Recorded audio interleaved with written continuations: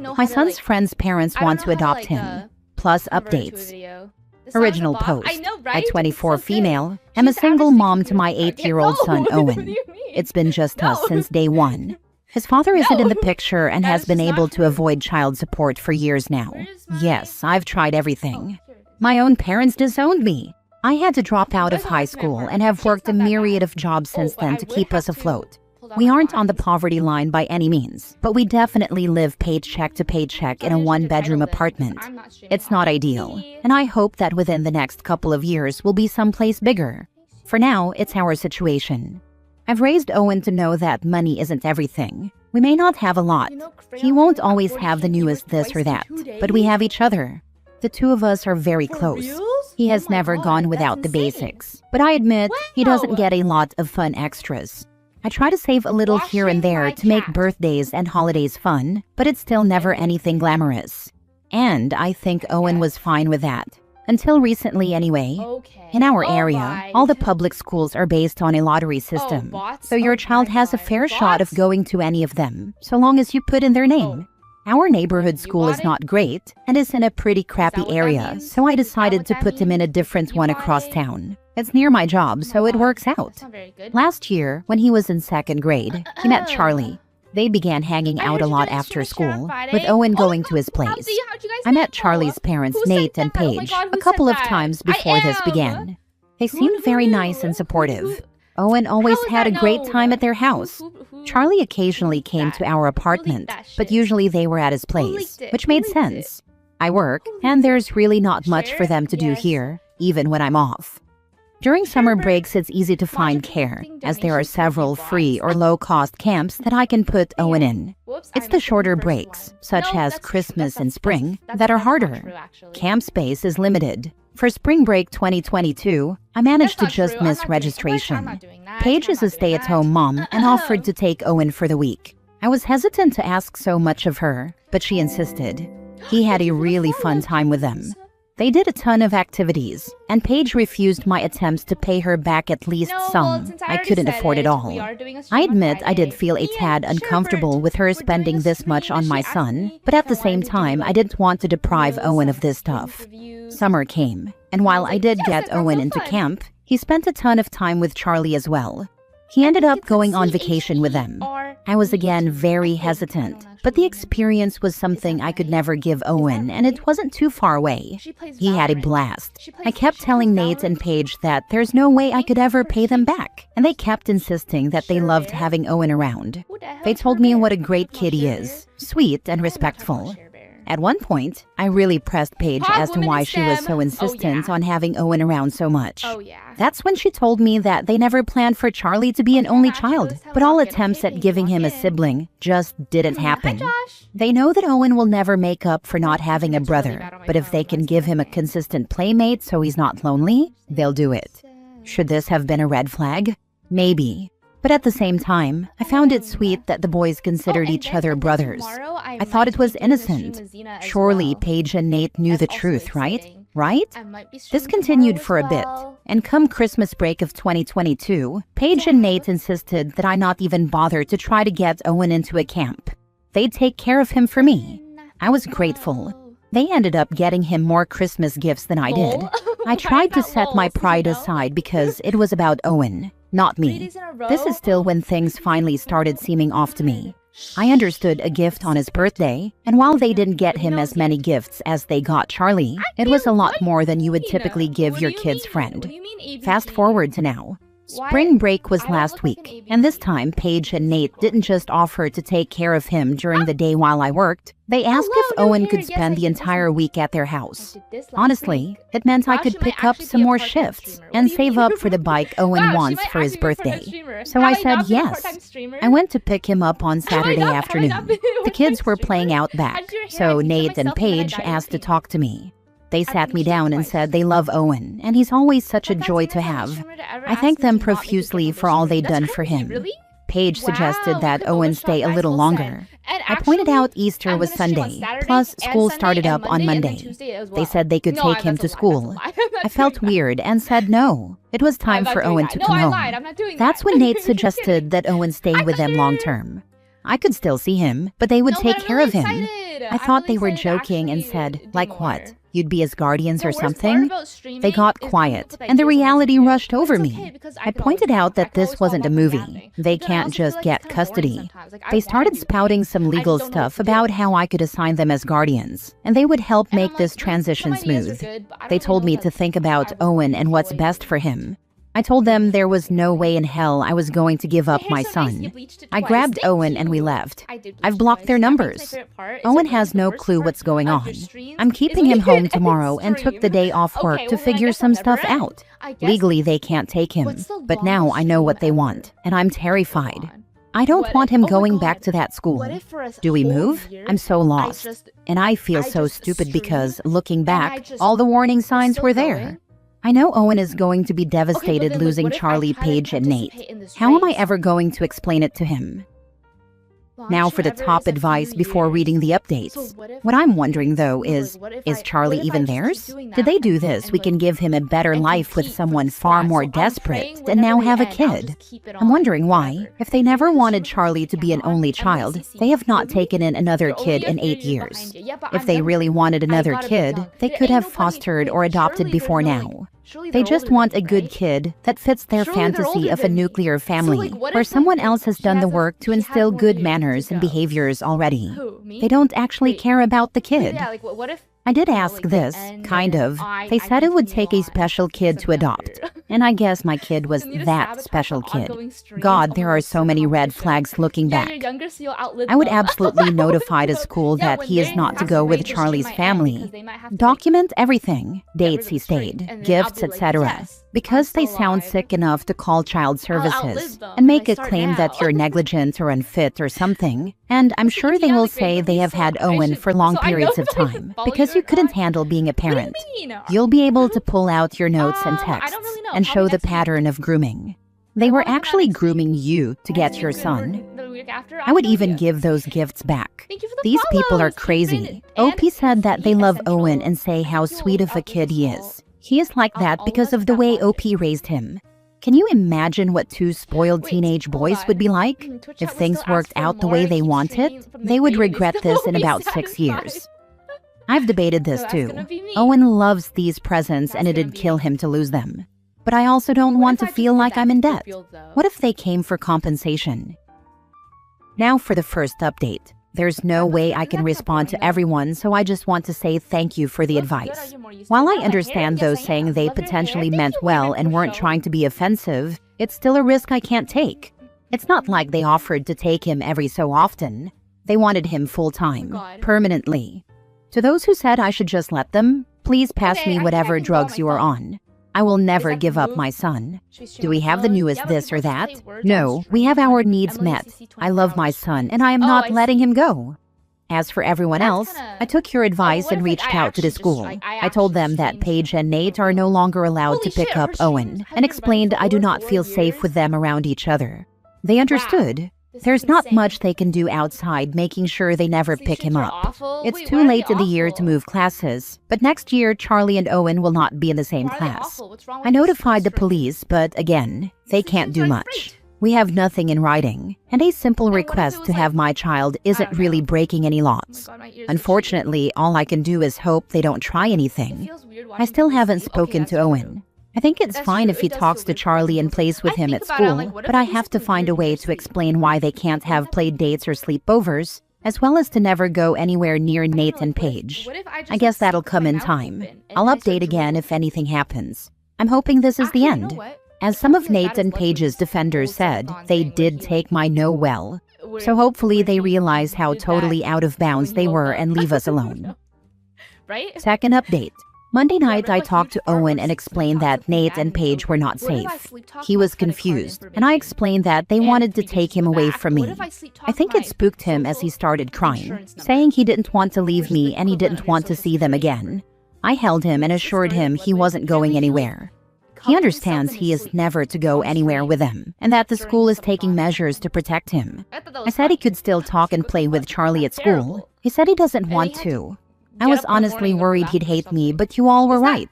Telling him the full story made him realize how serious it was. He understands the gifts and trips will stop and says he's alright with it. Also, I wanted to address one last thing. I've gotten a few people offering me money or gifts. Please do not do that. I am very appreciative, but that was not the purpose of this post. If you wish to do something, donate to your local shelter or other charity. Owen and I are not in need. I'd rather see it go to people who need it. I didn't see Nate or Paige at drop-off, nor have I gotten any contact. But then again, I did block them everywhere. Thank you all for your help. I'll update if anything else happens. Hopefully it won't. Third update. Well, what everyone feared would happen did. Tuesday he returned to school. I told him he could still talk with and play with Charlie. I was hesitant to drop him off, but figured you can't live in fear. Most afternoons, my son takes the bus to a local rec center for aftercare. I had already told the school everything, and that Nate and Paige were not to pick Owen up. I managed to call and even make sure he got on the bus. Aftercare was also made aware of the change in pickup list. Well, a half hour later, I get a call that Paige had tried to pick up my son. The front desk refused to release him. They didn't say why, just that she was no longer on the list. She wouldn't leave and the police were called. She was escorted out of the building. While she wasn't brought to jail, there is a police report and I am using this to go to court and get an order of protection. Paige and Nate are also banned from the rec center, so if they do show up, they will get arrested for trespassing.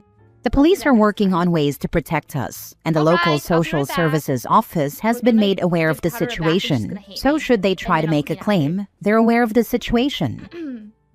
Thank you for the update. I am pulling for you. Great job on getting your ducks in a row at school and aftercare.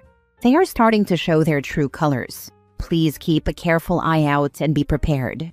Talk with your son some more and make sure he understands a little better to not leave with them. Thank you. I spoke to him Monday evening, so he knew what he was walking into on Tuesday. It freaked him out a lot, and he said he absolutely didn't want to leave me. So, he's aware and knows to never go with them. Now for the last update 2.5 years later. I had realized it had been nearly 2.5 years since I last gave an update, but I thought about this whole saga recently, found the account, and realized over 3,000 of you follow this now, and it seems I still get requests for an update. After this happened, I wanted to stay in the area where we lived, if anything, because I couldn't afford to move us. I ended up transferring Owen to a different after-school program. He still remained friends with Charlie at school. Apparently, Charlie would even call his parents weird and said he was angry with them for making it so Owen couldn't go over there after school. The rest of the year passed by awkwardly, but initially the school did a good job of making sure Nate and Paige were not anywhere near my son. I was told they wouldn't be allowed to volunteer anymore, as Paige often did prior to everything. Summer soon came. Owen started his usual camps, and I thought all was well. I had initially been told that the boys would not be put into the same class the following year. It had been too late in the year to move either of the boys. But when I brought Owen to school on the first day, I saw Charlie's name on the door. It's a small school, and they have a unique last name, so I knew it wasn't a coincidence. I spoke with the principal and was told it was impossible to keep them in separate classes, and there were factors I just couldn't possibly understand. I regretfully didn't fight as hard because I assumed Paige and Nate were still banned from volunteering. It was like a horror movie receiving a letter from the room moms of the class, a typical letter I receive every year talking about fundraising, volunteer opportunities, when they raise money for teacher gifts, etc. Paige's name was right at the bottom. I once again spoke to the principal and was told that they couldn't keep Paige away from the school. She donated a lot of money and was great with the kids. They said since we had no incidents in 5 months at that point, we had to let it go. I tried to. I thought maybe things have changed, but it brought me so much anxiety every time I thought about that woman near my son. The school was refusing to protect him. What if things hadn't changed? I debated switching schools, but this was the best in our area, and I couldn't afford private. I prepared my son. He said he wouldn't try to go with her and would scream if she tried to take him. Sure enough, at the first class party of the year, my son said Paige was there, and Owen said she kept trying to talk to him. She kept asking him to come over and even wanted my new phone number. I changed it for obvious reasons after everything went down. Thankfully, Owen knew better, but I just saw the rest of the year flashing before my eyes. Paige finding ways to be around my son, potentially breaking him down. Since the school didn't care, I had nightmares of them letting her kidnap him. I knew we couldn't stay long, but again, I was broke, working a crap job, and I couldn't just pack up and leave. So I started applying to jobs outside our city. I had one job working in retail, but I picked up house cleaning shifts and occasionally some babysitting shifts in between. I took a chance and applied for a live-in nanny position in a city about 3 hours away. I didn't think I'd have a shot at it, especially as I had a kid, but I met with the parents and they were so kind and sweet. They were more than happy to let me bring Owen with me and let us live with them. They had an in-laws suite I could live in as long as I was working there. It was only 1 bedroom, but Owen and I were used to that. He was a little sad about leaving his friends, but we jumped at the opportunity. I admit I was nervous to put ourselves in a similar situation as before.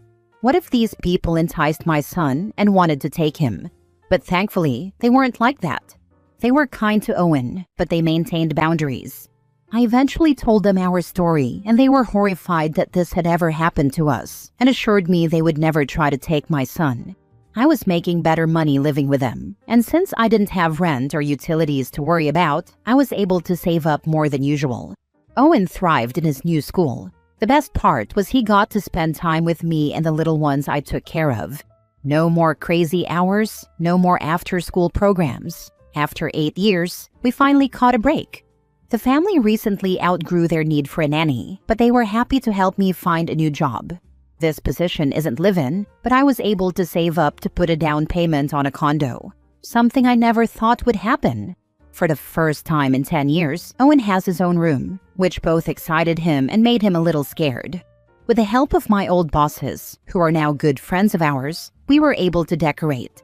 My new bosses are so kind, and again, totally fine with me bringing their baby with me to pick up Owen and having him around. I haven't heard from Nate and Paige since April 2023. My son occasionally mentions Charlie, and I know he misses his buddy, but he's also relieved about where we are. I hope for Charlie's sake that his parents have calmed down and maybe learned their lesson so they won't prey on another woman in my situation.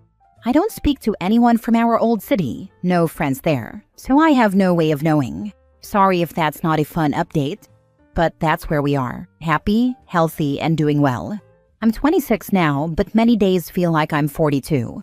I'm in a new relationship now, dating seriously for the first time since Owen was born. I have a group of friends who are also nannies. It took me 8.5 years to gain a support system. I still haven't spoken to my parents. Owen's father will never be part of the picture, but we finally have a family. Still, he often tells me that if all of it went away like Nate and Paige did, he'd be happy with just us. God, he knows how to make his mama cry.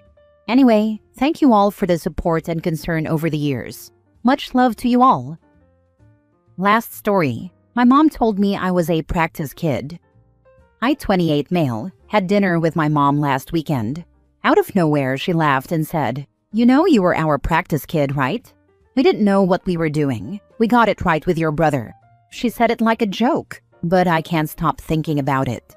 Suddenly, my whole childhood makes sense. My brother, 25 male, always got new clothes, tutors, trips. I got hand-me-downs and tough love. I always assumed it was because I was older, or because we were broke, or because parents learn as they go. I thought I was imagining the difference. Now it feels like a label someone slapped on my life without asking. I've been in therapy for years trying to unpack why I've always felt like I wasn't enough. I worked on self-worth and on not needing constant approval. I learned to celebrate small wins and to name my feelings. Therapy helped, but hearing my mom say that took the air out of me. It explained the quiet resentments I swallowed. It explained why praise felt weird and why I pushed myself so hard. I'm angry. I'm hurt. I'm also strangely relieved. If I was a practice kid, then I have a reason for some of the cracks I carry. That doesn't fix them, but now there's a map. I can look at the past and not only blame myself. I can keep working into therapy with more direction. I can set boundaries with my mom. I can stop apologizing for who I am. It's a small miracle and a heavy thing at the same time. Probably the same for 100% of firstborn humans. Yeah, I'm the oldest and my parents were freaking rough on me. My brother and sister had almost completely different experiences growing up in the same house. Interestingly, my sister, 7 years younger, had a more relatable experience, but still very different. It kind of just is what it is.